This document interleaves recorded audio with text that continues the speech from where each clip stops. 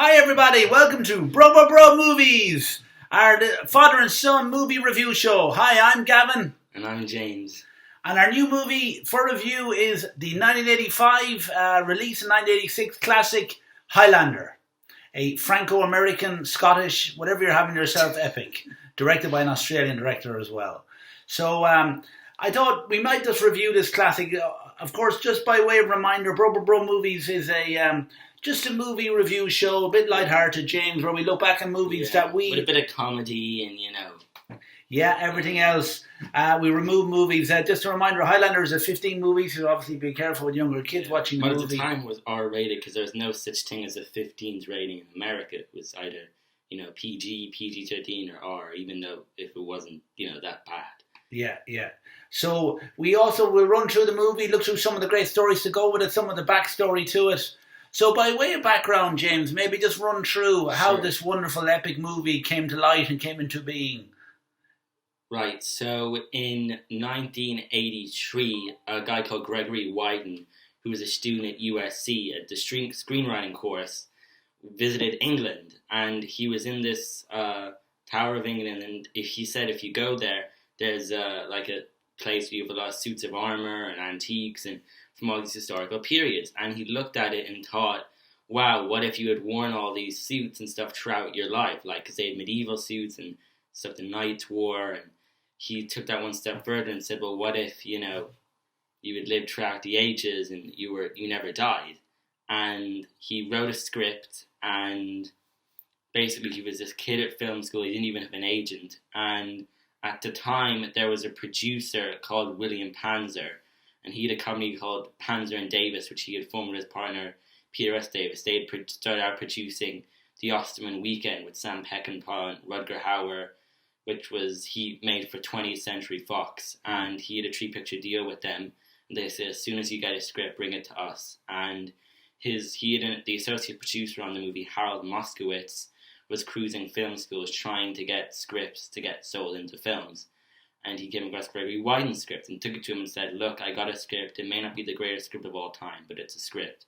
And he read it and said, I might be crazy, but I think we should make this movie. But he knew it needed to be rewritten. So he brought in some writers by the name of Peter Bellwood and Larry Ferguson. Larry Ferguson went on to do Right Alien 3, I think Beverly Hills Cop 3. And I think Wyden went on to do the great... Backdraft, the fire engine. He actually gave an story. interview on that recently where he talks about Highlander and his career. I forget what it's called, but it's very good. And Peter Bellwood got involved, and he actually wrote a script with Dan O'Bannon and Ronald Shusett, who worked in Alien, actually. Yeah, and then they came to kind of make the crucial decision on the director, and I think they'd gone through a vetting of a number of high-profile directors. I think it's a film actually that suffered a lot for people being quite busy and unable to take on roles they might have otherwise wanted. I know Kurt Russell might have wanted one of the leading roles, but I think Goldie Hawn said, you better not do it. Yeah, she took it. I think he went on, he did Big Trouble in Little China and said it's another movie which we do love and maybe we'll review later. But when looking out for the director role, I think... the producers kind of came across some music videos that were taking place at the time or quite popular at the time. And Russell Mulcahy, who's an Australian director who worked a lot with various bands, Duran, Wild Boys. Yeah, I think he did a 2-video epic tour with them as well. So I say he saw some sights while filming. And he actually directed the first ever music video, Video Killed the Radio Star. By the Buggles, which is a marvellous video as we know as well. And he would have great contacts in the music industry, which we'll come on to later, proves to be of great assistance to the Highlander film as well. So because I think he directed an Australian movie, I think, which the producers really liked as well. It was called Razorback. Yeah. It's about a killer pig, and he made it for less than $1 million, Australian dollars. And he had moved to London for the first time in 1979. It was the first time he had ever been there. He was 26 years old. Yeah. And he got his first movie camera when he was 14 and started making little films and his first job when he was 18 or 19. He was very young when he directed The Highlander, which is... I think he was about 32 when they were doing principal photography and about 33 when it was wrapped. So quite young, but most people at that time made their first film when they were 30, and he had made his first when he was 31. But basically he had directed a lot of music videos, and he was going to stay in London for a week. This guy invited him down, and that turned into a 2-year trip, and he just started doing that, and then he got the offer out of the blue to Razorback, and he immediately accepted because he'd wanted to do movies for a long time, and he directed that, and William Pounces saw that and said, "This is our guy. We need him." And then I suppose he then moved into casting then, and for the immortal role of the immortal Highlander. Yeah. For various reasons, because of his eyes, his beautiful eyes, which I think is down to myopia. He always says that. He always says his beautiful eyes. And so Christopher Lambert came into the equation. I think I know Russell laughed at the initial film interview, in that I think Christopher either had no English or very little English, so they gave the role of the Scottish warlord Conor MacLeod to a French actor who spoke no English. But I think he crammed his English lessons into the filming as well. And I think Christopher Lambert was a crucial role for him. He went on to have a long and varied career, and I know he's one of the heroes of French cinema as well. Perhaps acting more in lighthearted rather than too artistic type movies. And I think another actor who appears in this, James, unforgettably, is Clancy Brown. He actually voices Mr. Krabs in SpongeBob SquarePants and Shawshank Redemption. Yeah, he's a baddie prison officer in Shawshank Redemption who meets probably not too far from his real life self. No, but a big tall actor as well, lovely tall man. But I think he goes on to have a great role here as a Kruger, isn't he? The Kurgan. Kurgan even. Kruger is a different baddie. Yeah, well, his surname in the movie is Victor Kruger. Yeah, that's false, name. Yeah. So Clancy goes on to have a crucial and a wonderful role in this film as well. People compare him to the Terminator, like he's driving around, an unstoppable villain. Yeah. Can barely understand him at times, but sure, that's all part of the movie. His voice is inaudible at times. Yeah, it is inaudible, and that's another part of the imperfections of the movie, which we can talk about. Just on casting as well, James, maybe run through some of the other characters. You have an unforgettable role taken on by Sean Connery as well. Yeah. So Sean Connery was actually paid $7 million for about a week's work, and he had just finished the last James Bond film he did about 3 years earlier. And he met Russell McKinney at a hotel, and they phoned him up. The producers said, "Hey, but you got Sean Connery?" And he said, "Really?" And he went down and met him and laughed. And on the first day of filming, he actually said he flew his helicopter by, and he shouted an obscenity, which I can't say on camera. He just flew his helicopter, and all the camera equipment fell over, and everyone thought there was some tidal wave or something, and it was just him. And the director made a bet with him to see, if he could get all the scenes shot, finish up in one day. Yeah, Connery was in that then, James. He just come back, or not within the last 2 years, he probably filmed the last Bond, Never Say Never Again. Yeah. So he was in, Connery, I think, entered a year where I think he financially looked to stockpile as much cash as possible. So the Highlander fitted into that. Yeah. Kind of like Marlon Brando and Superman 2, he got paid. I think it was $8 or $9 million and 11% of the box office for only 11 minutes of screen time. Yeah, but that's the nature of the beast. But I think Connery plays a lead role. It's another bonkers thing. You've got a Scottish actor playing a Spanish Egyptian Spaniard, Ramirez, and the accent we can't even begin to comprehend. I think he sounds Scottish, but he's supposed to be foreign. He doesn't even look remotely tanned. So I think a few actors again were up for that role, Ramirez, but I think Connery would prove out to be favour as well. Then you have Roxanne Hart playing the female lead as well. And actually, one of the actors from Harry Potter, I forget her name, she actually portrayed his girlfriend Kate in the first half of the movie, who later rejects him. And But I know, it's interesting. You see a lot of actors who went on to have different and varying careers from the movie as well. So maybe we begin the movie then, James, and I think everything about this movie is unique, wonderful, and bonkers, I think, and it has many imperfections which we'll go through as well. So the first movie, I think they wanted to film it at a National Hockey League match, but I think the National Hockey League... no. So it was at a wrestling match. I think the scenes were filmed in Madison Square Garden, which the writer says makes no sense logically.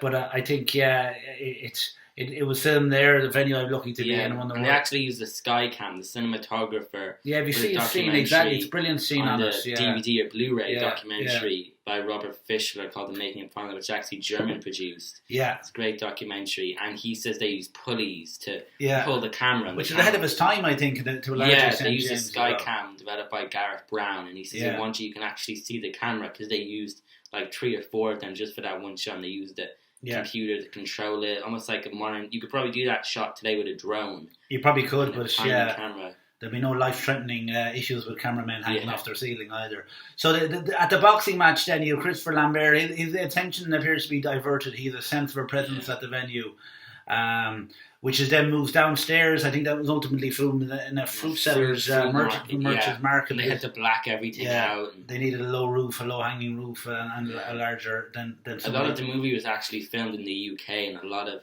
people involved in it were English. Obviously, Russell McConney was Australian. Yeah. The writer Peter Bellwood was English, and so was the cinematographer Jerry Fisher and the production designer Alan Cameron, who actually did the production design for 1984. Yeah. And that's how he got the job on Highlander. Yeah. And then in that great first fight scene, you see Conor put up a great battle, and he managed finally to vanquish his attacker, and there's the first of many beheadings there. Yeah. And I think Roxanne Hart's character then turns up and sees something that's a little bit different about this. Given her interest in antiquities and history, she takes an interest in as well. It's a film that relies a huge amount on flashbacks. I think some of the flashbacks, James, and probably for the first viewers of this, sometimes you look at your video, is your video broken? But no, some of the picture quality isn't fantastic in some of the joining sequences. No, because obviously they shot in film, but some of the sequences are pretty, there's a sequence on the Blu-ray here, great Blu-ray that I actually went a lot of the information on review just by watching. Yeah. But there's actually a shot where you pan up to see Conor being killed, and it looks pretty bad. Pretty grainy. It's a bit like someone is, but that's just the nature of the film. Yeah. I think that's the first fight sequence where you see the Kurgan having an attack on Conor. He gets saved then as well. But no, he gets killed. He gets killed then. Yeah. It's brought back to life because of his immortality. But unfortunately, it's never really explained, how does that, is he just chosen? Does it just happen to him? Yeah. And then I think because the villagers are not aware of the circumstance or his immortal nature, they think he's possessed by the devil then. Which is, of course, ridiculous. I know, but... and again, notwithstanding, I think one of his uncles kind of basically saves his life. There's a desire to... I'll never forget you two. Yeah.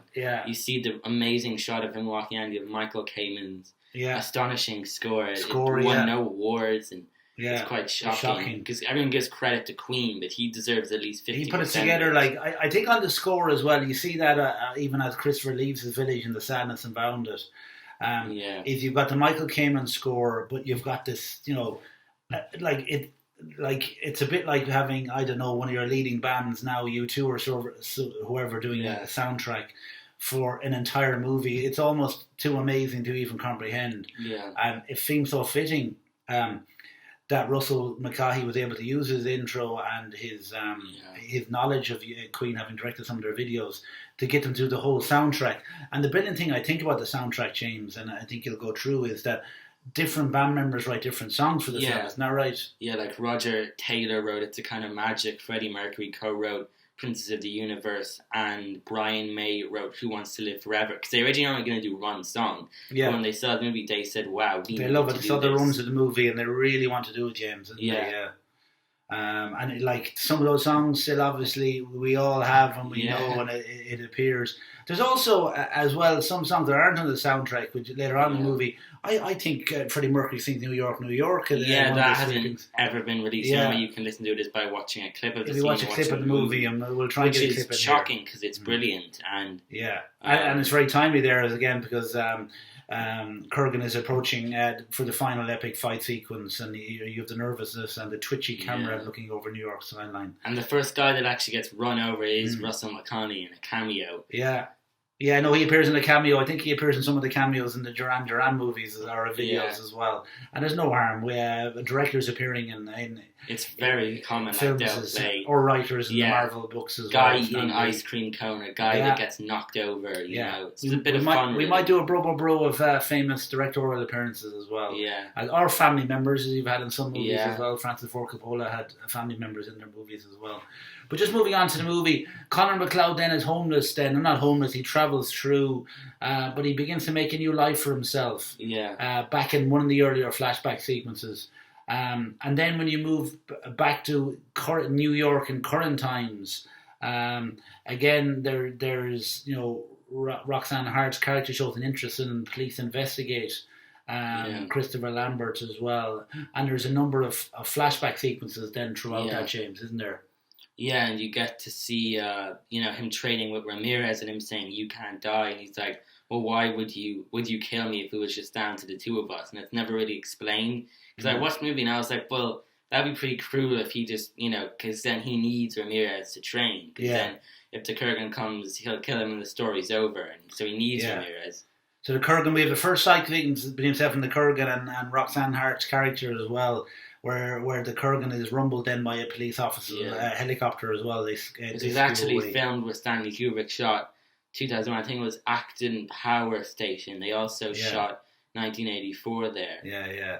And then you then flick back then to the training of the Highlander by Ramirez. Some amazing scenes. Again, regular helicopter usage as well. I think they probably used Sean Connery's helicopter as well. But some great fight sequences there as well. In training, there's the cliff top scene as well, where you see the sword go down the mountain. I think a lot of that was filmed in Scotland. I think you learn in the documentary that it was a very remote area. The poor old producer had to scurry down the hill whenever a call out to for more money. Exactly. And for the scene on his house, he actually used a map painting on location, which was fairly common at the time. And but the producer, William Panzer and Peter Davis, they had only made independent movies at that point. Yeah. So the Ostman Weekend, they got to work with Sam Peckinpah, and I believe it got some good reviews, and that allowed them to move forward, but they were still looking for a movie when Highlander came aboard.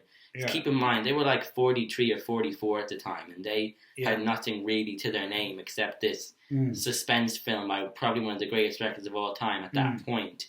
And so when Highlander came along, they saw it as an opportunity, and it did push them further into the filmmaking landscape. And they began to get other projects based solely on the success of Highlander. Yeah. And I think the movie moving on then, James, I think you have a great feeling that a great showdown is coming.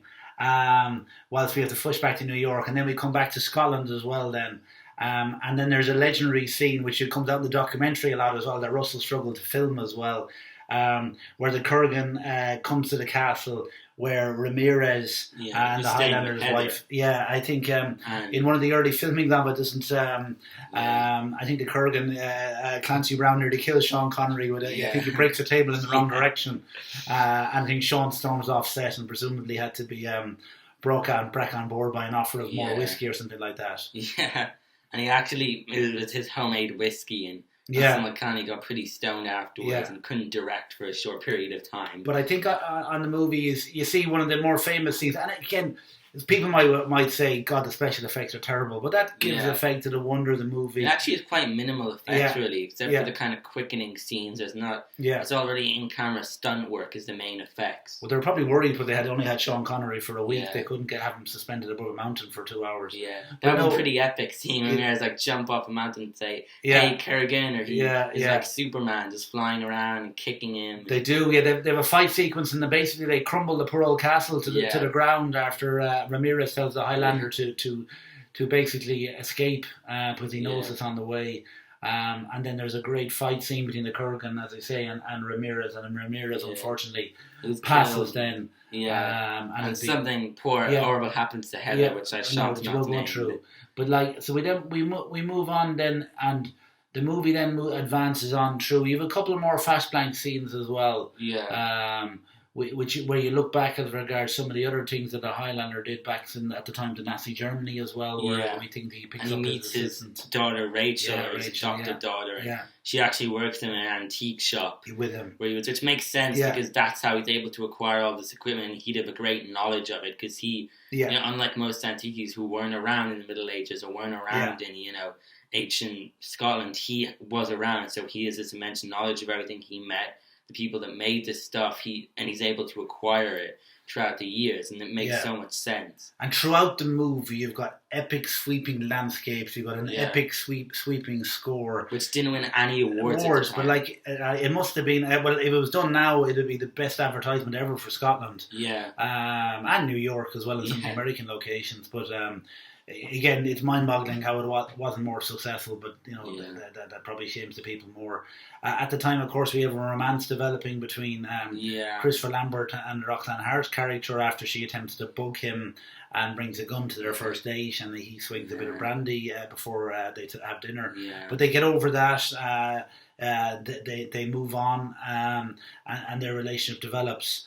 But all behind that there's going to be a big showdown between the Kurgan. You see him kill Castigier, and then there's a former Marine who tries to kill him rather stupidly. He doesn't do very well. And thankfully he survives, and he meets these detectives. I think their names are Frank and John, who were like, because a lot of people hate those scenes, but I kind of liked it. I think they bring it together. It brings a different perspective to the story, and it brings some sense of, and they are kind of funny, even though, like, there's one line where he's talking to a hot dog vendor, and he says, "Don't you know, Larry? Police can't read." They're just talking, and I kind of like them. I know, some people think they're dumb, but I think I think I totally agree, James. I think to bring the whole story back to modern day and day to day, even the elderly couple that sees the fight scene with Cassidy, they go, what the bejesus have they just seen? It's important, and it shows the quirkiness of the scene they're witnessing.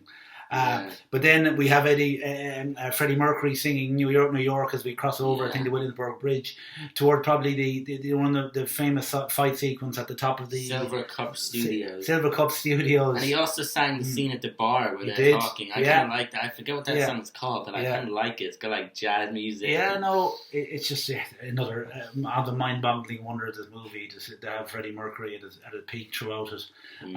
But you've got that great fight sequence at the top.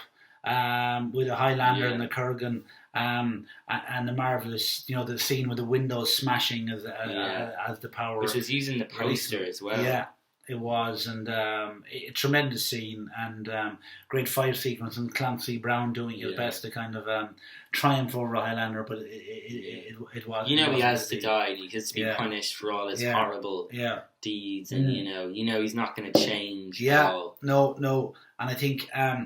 All that just leads to the wonder, and then you have the Highlander then probably looking forward to a more positive life then, where we can have a family and bring things up, which I know was something Ramirez told him he couldn't do in the current times in the early part. And he told his wife, "Heather, I wish we had kids."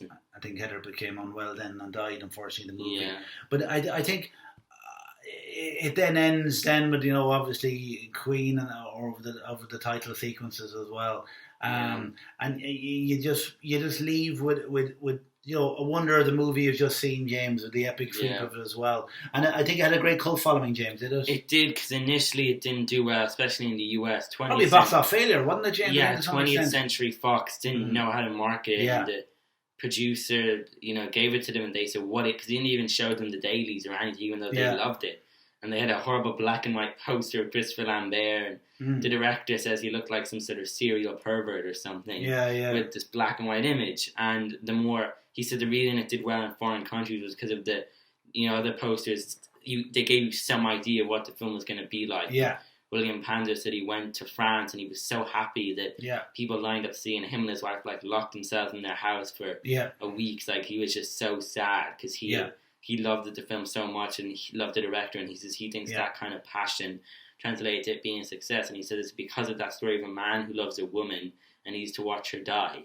Yeah. And think of how horrible that must be, because anyone can relate to that, for people who have people with illnesses or diseases, or just anyone that just dies, these was such an empty I think it's the quirkiness of the movie as well, as we said. Lambert, who obviously English isn't his first language, and doesn't really have a Scottish accent. You've got Sean Connery playing a Spanish Egyptian kind of count type figure. You've got Clancy Brown, relatively unknown, playing his role very wonderfully.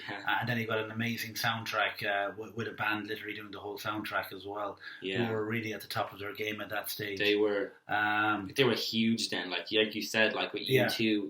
Now, the Queen were huge then. They had done Flash Gordon, and so Highlander was people were like, wow, Queen, and that was when most of the advertising was. And when Anchor Bay released the first DVD, which was actually an audio commentary with the producers, they had a separate bonus disc which didn't mention anything, but had the Queen music videos.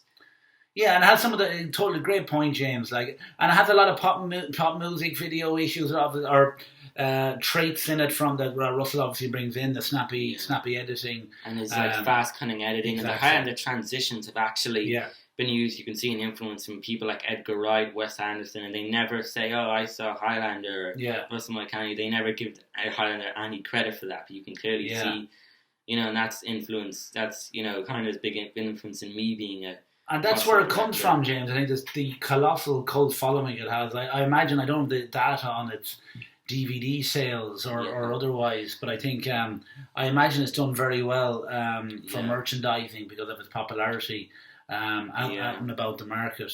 And I think on things afterwards, I suppose Sean Connery, whatever happened to him, etc. Joke. I think went on to win an Oscar and had a world famous career, or it's a soul. I think Russell Mulcahy, there was a Highlander 2 which were forbidden due to cultural reasons. Yeah, I actually was going to say at the end of that, when Highlander ends and it's all great, I'm prepared for the sequel. That does come with a warning. I think Sean Connery, and Christopher Lambert came back. They got along so well that he insisted he would return, even though it makes no sense at all. And so his head was reattached, etc. So, but he came back. I think Christopher Lambert went on to have a long and varied career acting. And got married to Diane Lane. They had one child. God damn it. Yeah. I think Diane divorced and remarried a couple of times as well. I think Clancy Brown, as we say, we saw in Shawshank Redemption and Mr. Crab, amongst others, got a wonderful long and varied career. He went from playing a Russian serial killer to an angry prison warden. I said, not so far removed from his real self. No. And then playing an anthropomorphic crab. And he's been in a lot of TV series as well. You probably people will see. He actually had a cameo on The Goldbergs, which was a Highlander themed episode. So he's benefited from the role as well, which again shows the reach of how the film has had an impact. It's made an impact, and I know from looking at the documentaries and various things as well. I think Russell Mulcahy and a lot of the cast have a great memory of the movie. And I think it seems to have been an enjoyable shoot for everyone. And that passion translated to the movie. And that fate in what could have been a dumb movie. Oh, absolutely. It could have been awful. A reality. But instead it turned into a wonderful movie. There's certainly demand reviewing, benefits from reviewing, and hopefully we've opened it up to a younger audience, James, above 15 obviously, but hopefully people that haven't heard of it. I want to say, ignore what CinemaSins say about how those guys don't know what they're talking about. 90% of what they say are just nitpicks and don't amount to anything. So Highlander's a great movie. Ignore what they say. Great movie. Demands reviewing. Maybe avoid Highlander 2, which are sometimes the sequel generally and the quickening Highlander Endgame, Highlander anime, and all the merchandising attempts that they made since. But no, this is a wonderful movie, and that's what we're trying to achieve at Rubber Run Movies. Is open the avenues to new movies for people to review and look at and enjoy. So again, thank you again for watching, folks. And get the Blu-ray as well. Get the Blu-ray, improve their royalties a little bit more, and get their DVD income up a bit. But no, it's a great movie. We hope you enjoyed, folks. We hope you enjoyed the review. And thank you so much. Thank you so much. And keep well and take care. Bye bye from Rubber Movies. Bye guys. Bye bye. Rubber Movies. Bye.